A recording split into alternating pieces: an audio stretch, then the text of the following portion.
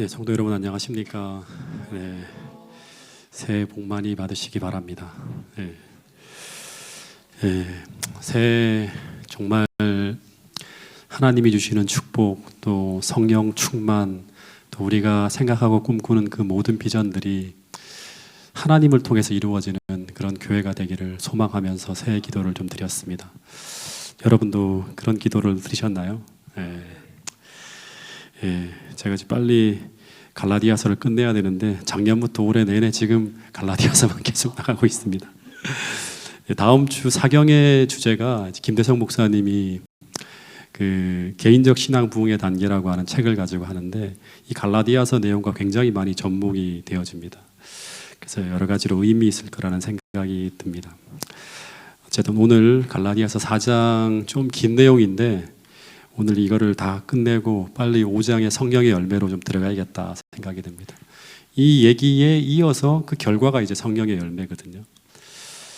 자, 지난 화요일 날 제가 좀 말씀드린 부분이 갈라디아서 4장 12절 이 내용을 한 번 더 좀 짚고 넘어가고 싶은데요. 사도 바울이 이런 말을 합니다. 내가 너희와 같이 되었은즉 너희도 나와 같이 되기를 구한다고 하는데 이게 이제 바로 사도 바울이 말하는 선교와 양육의 기본 원리가 담겨 있는 그런 내용이라고 말씀을 드렸습니다. 바울이 말하는 전도는 이제 복음을 모르는 자들을 우리와 같이 되게 하는 거예요. 즉 이 말은 무슨 말인가 하면 복음을 모르는 자들과 우리가 사랑의 관계를 통해서 하나가 되어야 되고요. 먼저 그 다음 그 사랑의 관계를 통해서 복음을 먼저 경험하고 있는 나의 삶을 보여주면서 나와 같이 되라고 요구하는 것이 바로 뭔가 하면 사도 바울이 말하는 전도와 양육의 기본 원리예요. 이게 먼저 선언적으로 우리가 복음을 경험하지 못하면 나와 같이 되라는 말은 못하고 이건 이렇게 살면 됩니다라고 말밖에 못해요. 거기서는 실질적으로 사도 바울이 경험하고 있는 그 파워풀한 복음의 능력이 상대에게 이렇게 나가지 않는다고 하는 거예요. 그래서 지금 이 말은 무슨 말인가 하면 지금 우리가 완벽하고 완전한 삶을 살아가고 있는 자가 아니라 하더라도 복음을 가르치고 전하고 있는 모든 믿음의 선배들은 전부 다 복음을 경험하고 체험하고 또 그렇게 복음대로 살아가면서 복음을 모르는 자들에게 나를 본받는 자가 되라고 말로는 감히 그렇게 말할 수 없을지라도 가르치고 양육하는 대상들에게 복음의 삶이 무엇인지를 보여주면서 어떻게 해야 되는가 은연적으로 나를 따라오라고 말할 수 있는 사람이 되어야 함을 사도 바울이 짧은 구절을 통해서 우리에게 말하고 있는 거예요. 항상 사람들은 기대합니다. 복음을 가르치고 있는 사람이 어떻게 살아가고 있는지 그 사람을 본받고 싶어 한다고 하는 거예요. 그러면서 이 바울과 갈라디아 교인들이 복음 진리로 하나가 되었을 때 이 갈라디아 교인들은 처음에는 이 본문에 보면 마치 이 바울을 예수님과 천사처럼 영접하면서 그렇게 사랑하는 사이가 돼요. 근데 갑자기 이 관계가 깨어지면서 분위기가 바뀌어지는데 갈라디아서 4장 16절에 보면 이런 말씀이 있어요. 자, 이 말씀을 같이 한번 읽어보겠습니다. 시작. 그런즉 내가 너희에게 참된 말을 함으로 원수가 되었느냐. 여기 보니까 이 사도 바울과 갈라디아 교인들이 원수가 됩니다. 근데 원수가 된 이유가 바로 뭐다? 이 참된 말이라고 하는 거예요.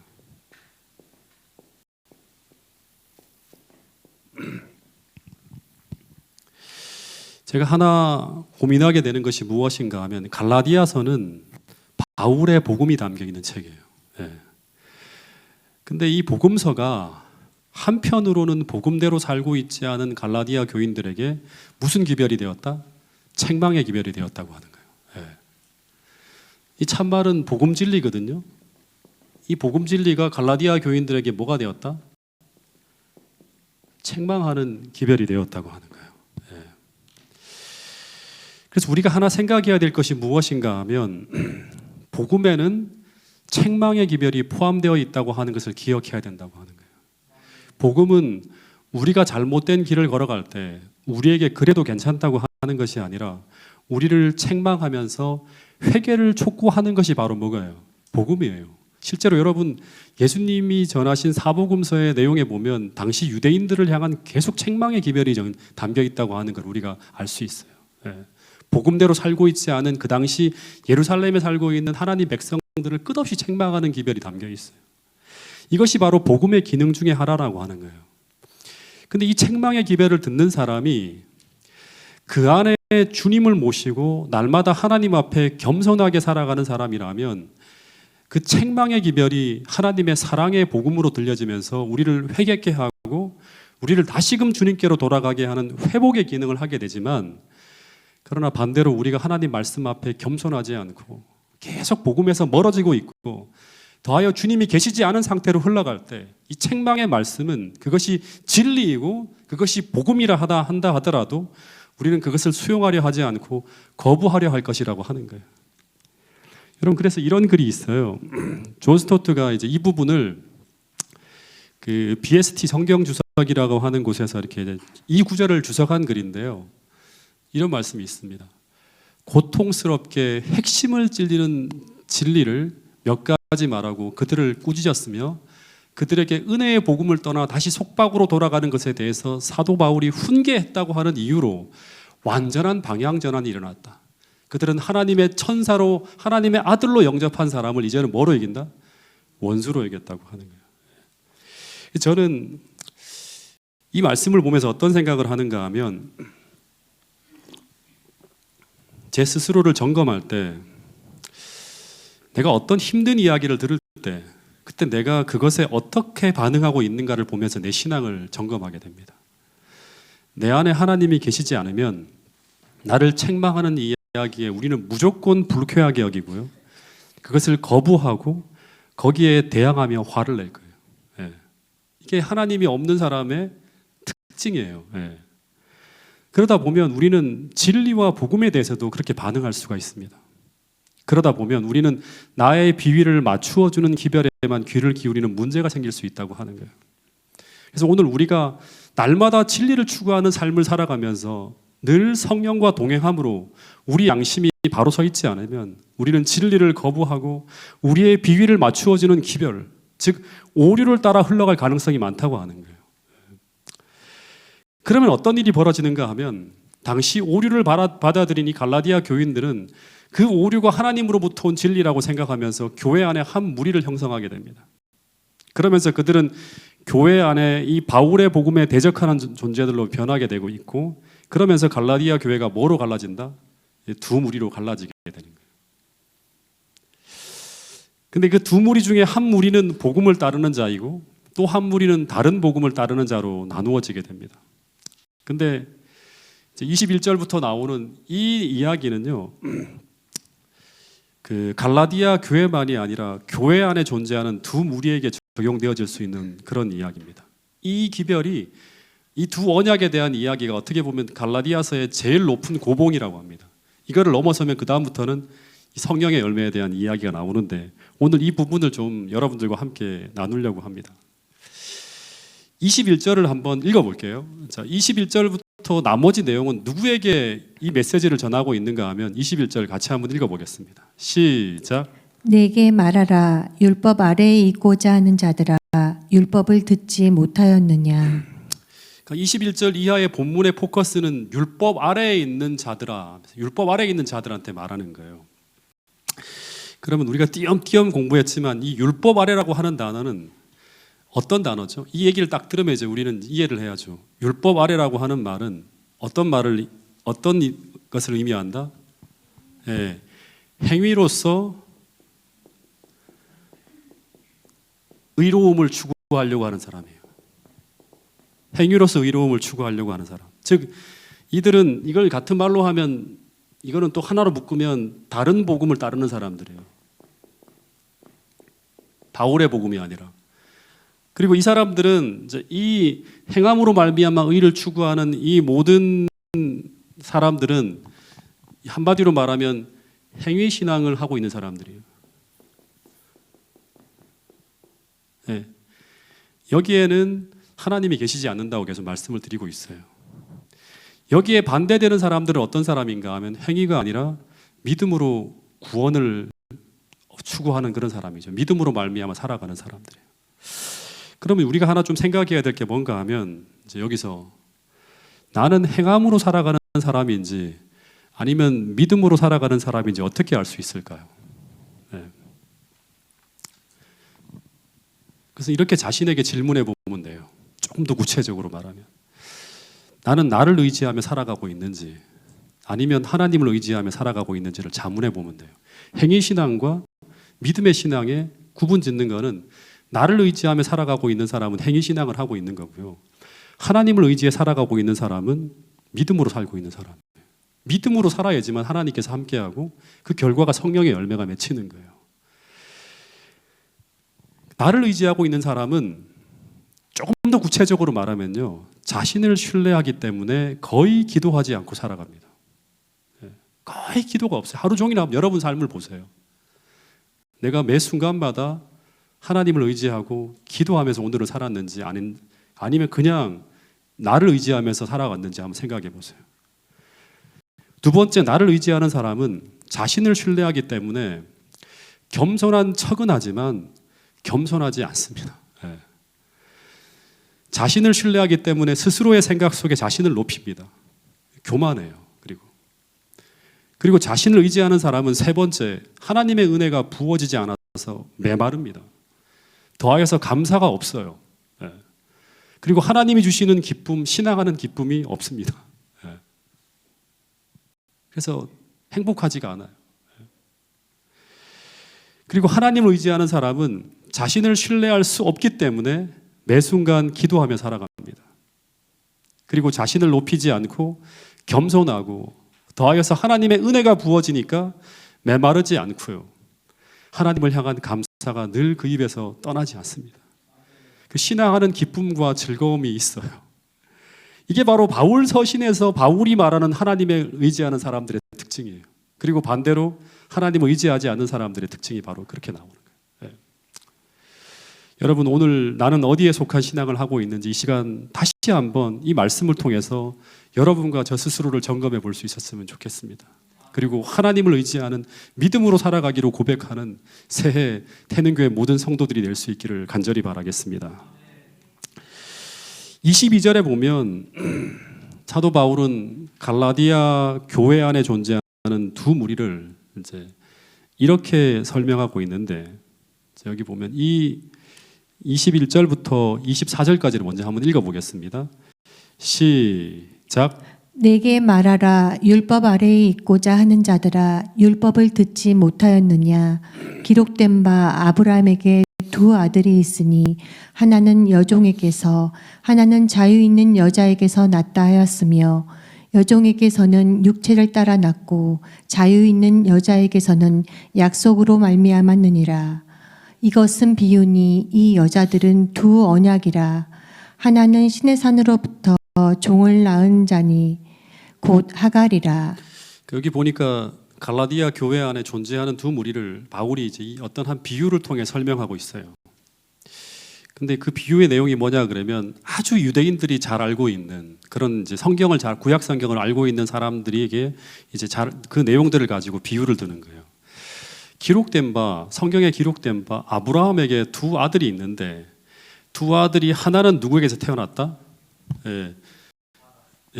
하나는 여종에게서 태어났고 이 여종은 하갈이죠, 그죠?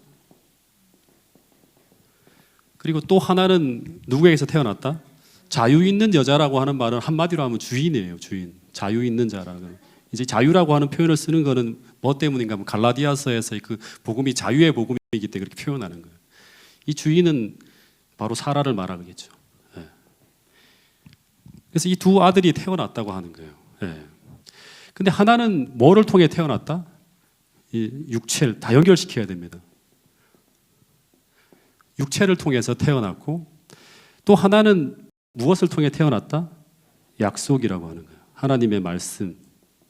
그 약속이란 말은 약속을 믿음으로 겠죠. 육체는 행함이겠죠. 즉 이 말은 갈라디아 교회 안에 존재하는 두 무리를 바울은 두 아들과 두 여자의 비유에서 소개하고 있어요. 근데 조금 더 보면 24절에 보면 어떤 말을 하고 있는가 하면 24절에 보면 어떤 말을 하고 있는가 하면 이 두 여자는 두 언약입니다. 두 여자는 두 언약이고, 그리고 두 아들은 이 언약을 통해 나타난 결과를 말하는 거예요. 그러니까 이 두 여자는 두 언약이에요. 언약입니다. 그리고 여기서 나타나는 그 아들들은 이 언약, 아브라함이 이 여자를 통해서 관계를 갖고 언약을 맺으면서 나타난 신앙의 하나의 결과물들로 이제 비유하고 있는 거예요. 예. 근데 두 언약 중에 하나는 아브라함의 아내인 자유 있는 여자인 이 사라와 맺어진 언약이고, 이 언약은 무슨 언약인가 하면 이제 믿음의 언약이죠. 그죠? 믿음의 언약이고, 이거를 또 다르게 말하면 은혜의 언약입니다. 예. 하나님의 은혜를 통해서 맺어진 언약이에요. 그리고 이 언약에는 뭐가 수반되는가 하면 이제 갈라디아서 5장에 말하면 성령이 수반되어집니다. 이렇게 행할 때마다 성령이 역사해요. 성령을 쫓아 행하라고 하는 말처럼. 그러면서 하나님께서 함께 하시는 결과가 나타납니다. 하나님이 함께 하시는 결과가 바로 뭐냐? 그럼 약속의 아들이 태어나는 거예요. 반대 언약은 아브라함의 종인 하갈과 맺어진 언약이죠. 이걸 가지고 우리는 뭐라고 하는가 하면 행함의 언약이라고 해요. 즉 이렇게 언약을 맺으면 우리 신앙은 행위 신앙으로 이끌려져 가는 거예요. 이 언약에는 누가 계시지 않는다? 하나님이 계시지 않아요. 그리고 성령께서 함께하지 않는 결과가 나타난다는 거예요. 그래서 이 두 여인을 통해 태어나는 이 두 아들은 그렇게 언약을 맺고 살아가는 자들의 삶에 나타나는 두 종류의 신앙의 결과물을 이야기한다고 하는 거예요. 네. 또다시 반복해 설명하면 이게 갈라디아서에서 제일 높은 고봉이라고 하거든요. 네. 어려운 부분이라고 하는데 제가 이제 간단하게 오늘 그냥 설명하고 끝낼 거예요. 이 두 여자와 두 아들을 통해서 비유하려고 하는 것은 또다시 말하지만 율법 아래에 사는 삶과 하나님 없이 살아가는 삶이에요. 하나님의 은혜 아래 살아가는 삶을 비유로 설명하는 거예요. 속지 말라고 하는 거예요. 하나님의 은혜 아래 살아가는 사람들은 이런 결과가 반드시 나타나는 것이고, 교회 안에 수많은 사람들이 하나님의 은혜의 결과를 보지 못한다 할지라도 반드시 그 유사한 신앙이 나타나지만 우리가 반대의 어떤 그런 방향으로 방향 전환을 한다 그러면 하나님이 함께 하시는 역사가 나타날 수 있다고 계속 이야기하는 거예요. 잠깐 창세기로 돌아가서 이 아브라함과 관계를 맺은 사라와 하갈에 대한 이야기를 통해서 이제 그 이스마엘과 이삭이 태어나는 이야기를 잠깐 해보면 이제 이 비유 내용이 이제 그거거든요. 아브라함에게 하나님은 사라를 통해서 아이가 생길 것을 약속했죠. 그러니까 약속했어요. 하나님은 사라를 통해서 아이가 생길 것을 약속했어요. 네. 근데 10년이 지나가도 아이가 생기지 않습니다. 그때 아브라함이 이 기다림에 지쳐서 사라의 종인 하갈을 통해서 불법적으로 아내를 맞이하여, 그리고 이 종을 통해서 누구를 태어나게 만드는가 하면 이스마엘이라고 하는 그 아들을 태어나게 만듭니다. 즉 하나님의 계획과 방법이 아니에요. 인간적인 계획과 방법으로 하는 거예요. 더하여서 플러스 하나님의 은혜와 능력이 아니에요. 하나님의 은혜와 능력이 아닌 아브라함의 육신적인 노력을 통해서 얻어진 결과물이 바로 뭔가 하면 이스마엘이라고 하는 아들이에요. 네.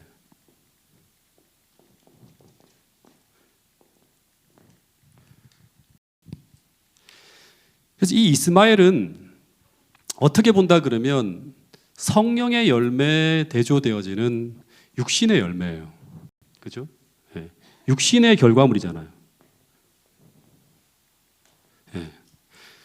이삭은 하나님의 은혜와 성령을 통해서 나타난 결과이기 때문에 성령의 열매로 비유되어지는 거예요. 그러니까 우리가 어떤 삶을 추구하고 어떤 언약에 맺어진 삶을 살아가는가에 따라서 우리 삶의 결과물들이 육신의 열매만 맺혀요. 우리의 행함과 노력 이상으로 뭔가 나타나지 않아요. 변화도 거기에 머무는 거예요. 교육이라든가 우리의 행함과 노력과 이걸 통해서 맺어지는 열매가 육신의 열매이고, 반대로 하나님께서 역사하시는 가운데 맺혀지는 열매는 하나님의 역사의 결과인 성령의 열매가 맺혀진다고 하는 거예요. 근데 이 문제는 뭔가 하면 이스마엘은 아브라함의 자식이라고 하는 거예요. 이 이스마엘도. 네, 이게 문제예요. 그리고 이삭이 태어나기 전까지는 잠시 상속자의 지위를 누리고 약속의 아들처럼 살아갑니다. 모든 사람들이 그렇게 믿고 있었어요. 이삭이 나타나기 전까지.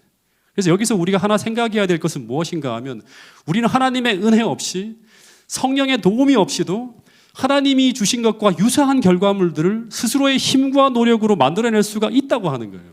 이걸 보여주는 거예요. 아브라함이라고 하는 집안이라고 하는 건 하나의 교회로 말할 수 있잖아요. 거기에 누구도 있다? 이스마엘도 있고 이삭도 있다고 하는 거예요.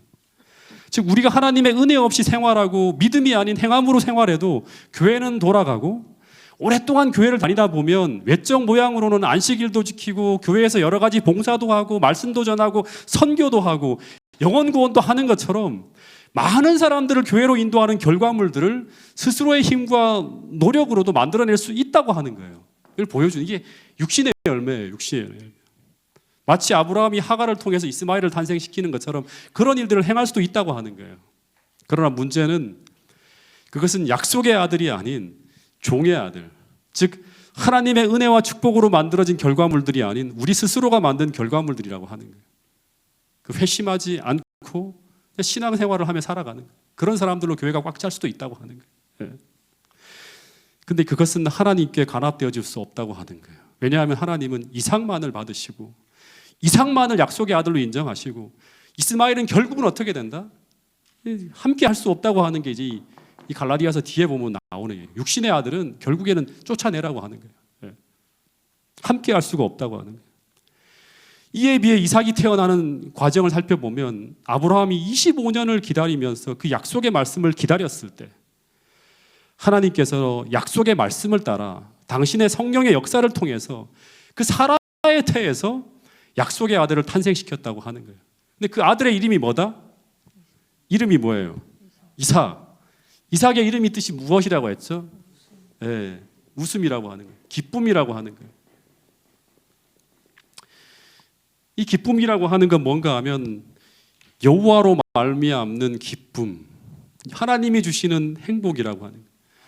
육신의 열매는 우리 스스로가 만들어내는 기쁨과 행복을 가지고 있는 거예요. 세상적이 주는 기쁨이 있지만 성령의 열매는 뭐가 있다? 하나님이 주시는 여호와로 말미암는 기쁨이 있다고 하는 거예요. 이 기쁨과 행복을 발견한 사람만이 하박국서에 말한 것처럼 없고 없다 할지라도 나는 여호와로 말미암아 기뻐하고 즐거워한다고 하는 거예요. 하나님을 기뻐하시는 것이 힘이라고 말할 수 있는 거예요. 여러분 태능교회 모든 성도들의 삶 속에 이런 여호와로 말미암는 기쁨이 충만할 수 있게 되기를 간절히 바라겠습니다. 이스마엘이 태어났을 때도 행복했을까요? 행복했습니다. 근데 그 행복은 오래가지 못하고 불행해집니다. 그러나 이삭을 통해서 하나님은 사라와 아브라함에게 진짜 행복을 주셨다고 하는 거예요. 그게 이제 그 부조화 선지자 뒷부분에 보면 쭉 나옵니다. 또 하나 이 둘은 한 가정에서 머물며 살아갔는데 근데 아브라함이 103세가 되었을 때 창세기 21장에 보면 이스마엘이 이삭을 조롱하기 시작합니다. 그래서 이 가족 내에 심한 다툼이 이삭과 이스마엘 사이에서 시작되어집니다. 근데 창세기 21장에 보면 결국 이 둘은 한 가정에 머물지 못하고 하갈과 이스마엘은 어떻게 된다? 쫓겨나게 되는 거예요. 함께 살지 못하게 되는 거예요. 여기서 또 한 번 우리가 정리해야 될 것이 무엇인가 하면 바울은 이 사건을 이제 비유로 들면서 갈라디아의 신앙인들의 삶을 비유로 들고 있습니다. 첫 번째, 아브라함이 하갈을 통해 이스마엘을 얻은 것은 인간이 자기 행위와 수고로 하나님의 뜻과 하나님의 의를 이루려고 하는 삶이라고 이야기하고 있는 거예요. 그래서 이것이 전부 다 뭐냐? 지금까지 제가 계속 이야기하고 반복적으로 말한 율법주의, 형식주의, 의식주의로 이제 표방되어지는 행위신앙의 모습이에요. 행위신앙 전부 다. 이것은 바울이 아브라함이 하갈이라고 하는 인물을 통해서 약속의 아이를 출생시키기 위해서 언약하는 어떤 한 형태로 비유하면서 이제 이 여종과 하갈은 하나의 언약이라 했죠. 주인 이 두 여인은 다 언약이라고 했는데 이거를 이제 어디로 비유하는가 하면 육체를 통해서 하나님의 뜻을 이루려 하고 하는 이 언약을 가지고 무슨 언약이라고 하는가 하면 더 나가면 시내산 언약이라고 합니다. 시내산 언약이라고 해요. 그리고 여기서는 이스마엘만 출생한다고 하는 거예요. 복음을 경험하는 자들이 누리는 삶의 열매가 나타나지 않는다고 하는 거예요.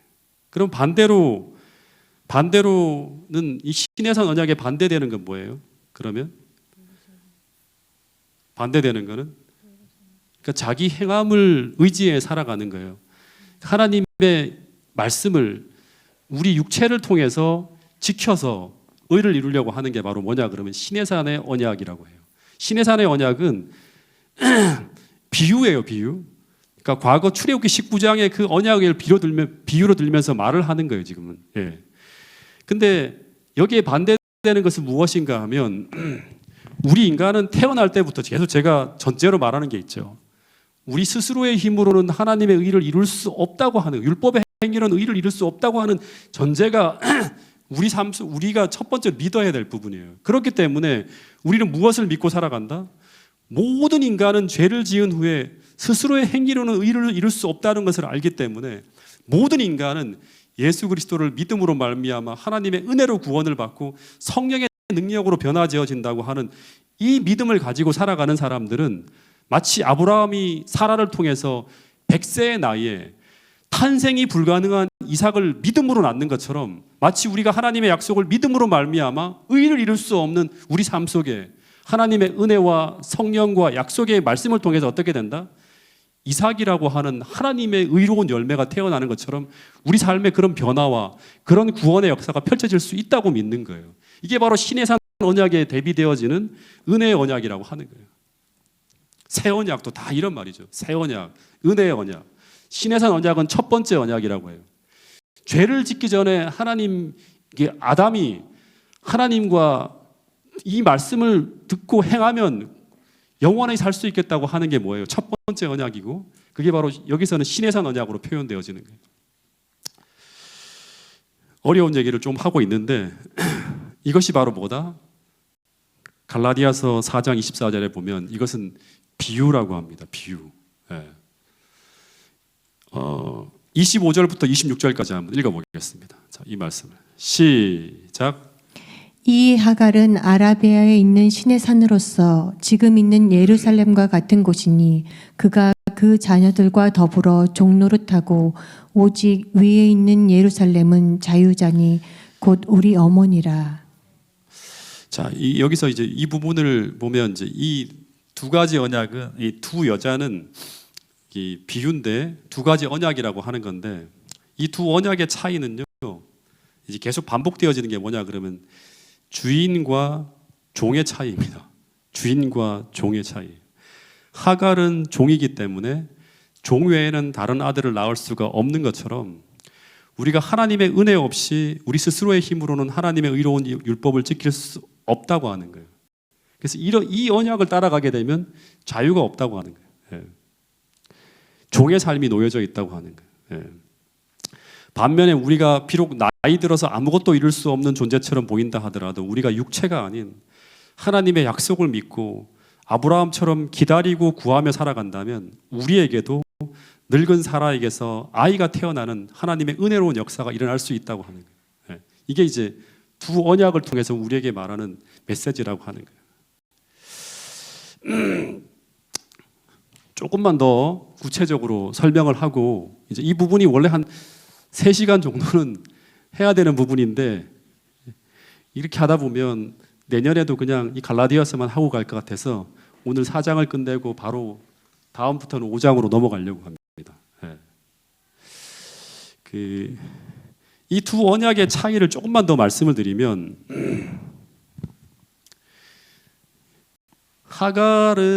하갈의 언약은 시내산 언약이고요. 이거는 또다시 말하지만 옛 언약입니다. 옛 언약이에요. 그러니까 이거는 사도 바울이 이걸 통해서 설명하려고 하는 건 뭐냐 그러면 이 시내산 언약이라고 하는 그 언약으로 표현하면서 우리에게 설명하려고 하는 건 뭐냐 그러면 이 언약은 율법의 조문만으로만 언약을 맺는 거예요. 조문만으로. 그러니까 다시 말하면 이 율법을 행하면 어떻게 된다? 구원을 얻는다고 하는 거예요. 행하지 못하면, 지키지 못하면 구원을 얻지 못한다고 하는 거죠. 예. 근데 반면에 이제 사라의 언약, 다시 말하면 이거는 이제 은혜의 언약이라고 할 수 있죠. 이거는 옛 언약에 반대되는 새 언약이에요. 예레미야 31장, 에스겔 36장에 보면 나오는 그 언약이죠. 이 언약은 위의 언약과 비교할 때 어떤 메시지를 우리에게 주고 있는 것일까요? 이 언약은 그냥 언약을 글로서 받는 거, 율법을 그냥 글로서 받는 것이 아니라 이 새 언약을 두 번에 걸쳐서 읽어보면 예레미야 31장 31절부터 나오는 그 새 언약, 에스겔 36장에 나오는 그 언약에 대한 이야기를 읽어보면 이 새 언약은 핵심은 뭐냐 그러면 그냥 율법을 글로서 받는 것이 아니라 하나님의 성령이 꼭 들어가요. 하나님의 성령이, 하나님의 은혜가 우리를 대신하여서 우리 안에서 하나님의 율법을 지킬 수 있도록 해주신다고 하는 거예요. 지키게 해주신다고 하는 거예요. 왜냐 그러면 우리는 우리 육체로는 하나님의 의를 이룰 수 없는 존재라고 하는 것을 우리가 고백하기 때문에. 근데 자유는 어디에서 오는가 하면 여기서 오는 거예요. 이 성령이라고 하는 이 단어에서 오는 거예요. 자유는. 이 갈라디아서를 쭉 읽어보잖아요. 그러면 이 갈라디아서에서는 율법을 지켜야 되는가 그렇지 않은가에 대한 질문은 한 번도 나오지 않아요. 오직 묻는 것은 무엇인가 하면 어떻게 율법을 지킬 것인가를 묻고 있는 거예요. 갈라디아서의 내용들을 소개해 본다 그러면, 즉 우리 자신의 행위로 지킬 것인가, 아니면 우리 안에서 역사하시는 하나님의 성령이 그분의 기쁘신 뜻을 위하여 우리 안에서 행하시도록 우리가 허락해서 그 하나님의 성령께서 우리를 지키게 해주실 것인가, 이걸 묻고 있는 거예요. 그래서 이걸 따라가는 언약은 새 언약을 통해서 이삭이 태어나는 것이고 불가능한 육체에서 변화가 일어나는 것이고, 그렇지 않고 이 언약을 받아들이지 않게 되면 어떻게 된다? 이 교회를 다니지만 유대인들처럼 그냥 계속 종의 자식만을 낳는 거예요. 우리 삶 속에 변화가 일어나지 않는 거예요. 우리 힘을 뛰어넘는 어떤 변화도 일어나지 않는 거예요. 그래서 25절, 26절에 보면 이 두 언약을 통해서 두 가지의 도시가 있다고 합니다. 하나는 땅에 있는 예루살렘이고요. 또 하나는 위에 있는 예루살렘이라고 해요. 땅에 있는 예루살렘은 뭐예요? 신의 산. 이 땅에 있는 예루살렘이에요. 반면에 그 위에 있는 예루살렘은 이 사라의 언약, 은혜의 언약이죠.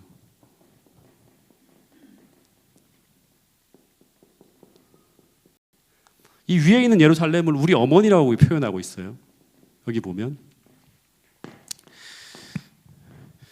땅에 있는 예루살렘은 신의 산과 같아요. 거기는 예루살렘이라는 이름이 있고, 그래서 마치 하늘 예루살렘을 대신해서 뚝 앉아 있는 것처럼 보여요. 마치 구원이 있는 것처럼 신앙이라는 이름으로 천국을 대신해서 앉아 있고 수많은 사람들이 여기에 소망을 두고 살아가는 거예요. 여기에. 그러나 그곳엔 자유가 없고, 갈라디아서의 결론을 보면 거기에는 구원이 없다고 하는 거예요. 그곳에서의 삶은 철저히 성령을 경험하지 않고 내 의지와 내 노력만으로 사는 삶으로 점철되어져 있어요. 자유가 없고 행복하지도 않고, 거기에 나타난 열매는 이스마일이라 기쁨도 없어요. 종의 삶이기 때문에 늘 속박과 억압과 뭔가를 해야 되는 의무만이 존재한다고 하는 거예요. 오늘 우리 신앙이, 태능교회에서 봉사하고 섬기고 있는 모든 분들의 신앙이 여기에 머물면 안 된다고 하는 거예요. 그러나 위에 있는 예루살렘을 바라보며 사는 사람은 새 언약, 시온산을 바라보고 사는 사람이에요. 새 언약은 우리 마음속에 성령을 부으시고 새 마음을 창조하셔서 우리의 굳은 마음을 제하시고 하나님의 율법을 성령께서 지키시도록 해주는 거예요. 하나님의 뜻을 행하는 걸 기쁘게 할 수 있도록 행하시는 능력을 우리에게 부어진다고 하는 게 바로 새 언약이라고 하는 거예요. 그래서 오직 위에 있는 예루살렘은 자유자라고 하는 거예요. 자유자. 그러니까 무엇으로부터 자유하게 되는가? 그러니까 이 언약을 맺고 살아가는 사람들은 자유를 누린다고 해요. 이게 바로 복음이거든요. 갈라디아서에서. 근데 그 자유는 무엇인가? 죄로부터 자유함을 경험하는 것이고요. 또 하나는 율법의 삶으로부터의 자유를 누리는 거예요. 또 하나는 하나님의 모든 어떤 일을 행하는데 기쁨으로 행할 수 있는 자유를 주신다고 하는 거예요. 저도 이 기쁨이 올 한해 태능교회 목사로서 제가 사역하는 모든 곳에서 이 기쁨을 제가 경험하게 되기를 바라요. 그래야지만 여러분들에게 이 자유의 복음을 더 힘있게 전할 수 있고 하나님께서 함께 하시는 그 능력이 이 교회 안에서 어떻게 이루어지는지를 전할 수 있는 사람이 될 수 있기 때문이라고 하는 거예요. 여러분, 근데 이 언약은 위에 있는 예루살렘은 우리 어머니라고 말해요. 이 어머니라고 하는 의미가 어떤 의미인가 하면 간단하게 말하면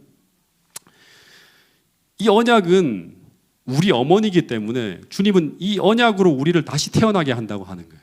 예. 그래서 27절에 보면 이런 말을 해요. 잉태하지 못하는 자여 즐거워하라. 산고를 모르는 자여 소리질러 외치라. 이는 홀로 사는 자의 자녀가 남편 있는 자의 자녀보다 많음이라. 이 문맥상으로 보면 이 홀로 사는 자는 사라죠. 남편 있는 자는 누구예요? 예, 하갈입니다. 근데 사라가 잉태하지 못하는 괴로움, 즉 인내를 요하는 기다림이 있었지만 그러나 결국 누구를 태어나게 만드는가 하면 약속의 자녀, 성령의 자녀가 이 언약으로 말미암아 태어납니다. 근데 그 아이가 태어나는 날에는 그 하나를 통해서 남편 있는 자의 자녀가 낳은 수많은 자식보다 더 큰 일을 해내는 그런 비전과 더 큰 기쁨을 누리게 된다고 하는 거예요. 우리가 아무리 육신으로 행해서 뭔가를 만들어내고 뭔가를 계속 만들어낸다 하더라도 이 은혜의 언약을 통해서 약속의 자녀가 태어나게 되면 이것을 뛰어넘는 엄청난 역사가 펼쳐진다고 하는 거예요. 더 큰 비전과 더 큰 기쁨이 임한다고 하는 거예요. 그래서 28절부터 31절에 보면 무슨 말을 하는가 하면 이 마지막 내용이거든요. 형제들아, 너희는 이삭과 같이 약속의 자녀라. 그러나 그때 육체를 따라 난 자가 성령을 따라 난 자를 박해한 것 같이 이제도 그러하도다. 30절, 그러나 성경이 무엇을 말하느냐? 여종과 그 아들을 내쫓으라. 여종의 아들이 자유 있는 자의 여자의 아들과 더불어 유업을 얻지 못하느니라. 이런 얘기를 하고 있어요. 여러분, 결과적으로 이게 무슨 말인가 하면 육체를 따라 난 자녀와 성령으로 난 자의 차이는 하늘과 땅이 다른 것처럼 다르다고 하는 거예요. 오늘 우리가 한 공간 안에 있지만 어떻게 본다 그러면 이 길을 걸어가는 사람과 이 길을 걸어가는 사람은 하늘과 땅이 다른 것처럼 완전히 다른 세계를 살아가는 거예요. 완전히 다른 세계를 살아간다고 하는 거예요. 여러분, 오늘 여러분들은 성령을 의지하며 살아가는 이 하나님이 주신 은혜의 언약 안에서 하나님을 경험하면서 하나님께서 여러분들의 삶을 통해 나타내시고자 하는 그러한 일들이 계속 벌어지는 그런 삶을 살아가고 있는지, 아니면 우리 혼자의 어떤 힘으로 날마다 신앙을 하며 살아가는 이 옛 언약에 머무는 사람인지 한번 스스로를 점검해 볼 수 있게 되기를 간절히 바라겠습니다. 육신의 행위를 의지하며 사는 사람은 결국에는 어떻게 되는가 하면 이 둘과 하나의 공간 안에서 머물지 못하게 됩니다. 결국에는 서로가 이 가인과 아벨이 다투는 것처럼 이 뱀의 후손과 여자의 후손이 서로 다투는 것처럼 결국에는 갈등하며 충돌하는 날이 올 거라고 하는 거예요. 만일 우리가 오늘 철저하게 성령과 동행하고 있다면 오늘 여러분과 저의 삶은 전부 내가 이루고 내가 행한 것이 아니라 하나님께서 여러분 안에서, 주님께서 여러분 안에서 이루시고 만들어가고 계시기 때문에 우리는 사도 바울처럼 모든 영광을 주님께 돌릴 것입니다. 더하여서 또 하나가 뭔가 하면 내가 짊어진 모든 수고와 고통도 내가 해결하고 내가 지는 것이 아니라 언제나 내 인생의 주인이신 하나님께로 가져가기 때문에 마음의 모든 무거움과 고통이 늘 따라다니는 것이 아니라 날마다 내 짐을 대신 져주시는 그 하나님의 평안과 행복이 저와 여러분들의 삶 속에 나타날 것이라고 성경은 이야기하고 있습니다. 그 말씀이 바로 시편 68편 19절 말씀인데요. 이 말씀을 같이 한번 읽어보겠습니다. 시작. 날마다 우리 짐을 지시는 주 곧 우리 구원이신 하나님을 찬송할지로다. 매일같이 우리의 짐을 져주시는 우리 주 하나님을 찬송하는 삶은 바로 이 언약을 따라 살아가는 삶이라고 할 수 있겠죠. 그리고 반대로 종의 아들은 육신입니다. 그래서 그 삶은 언제나 육신의 행위로 쌓이는 삶이 되는 거기 때문에 고린도전서 15장 50절에 보면 사도 바울은 이런 말을 해요. 혈과 육은 육체로 살아가는 그 삶은요, 하나님 나라를 유업으로 받지 못한다. 결국에는 어떻게 된다? 이 삶을 계속 고집하다 보면 그건 하나님이 계시지 않기 때문에 결국 우리는 하나님께서 약속하신 그 축복을 받을 수 없다고 하는 거예요. 그래서 이 시간 우리 안에 우리 자신을 신뢰하며 인간적인 방법으로 살려고 하는 모든 계획과 모든 노력을 이 시간 우리 모두 함께 포기할 수 있게 되기를 간절히 바라겠습니다. 사도 바울은 계집종과 그 아들들을 우리 안에서 다 내쫓으라고 합니다. 이 기도의 시간 다시 한번 내 삶 속에서 하나님을 의지하지 않고 있는 모든 것들을 다 내쫓아 버림으로 말미암아 오늘 하나님께서 주시고자 약속하시는 그 모든 축복들이 여러분들의 삶 속에 임하게 되는 그런 첫날이 오늘 여러분과 제가 기도하는 이 시간에 꼭 이루어질 수 있게 되기를 간절히 바라겠습니다. 그래서 우리 모두가 다시금 새 언약으로 거듭나서 하나님이 주시는 축복과 은총이 무엇인지를 경험할 수 있는 여러분과 저의 삶이 될 수 있기를 간절히 바라면서 오늘 말씀을 줄이도록 하겠습니다.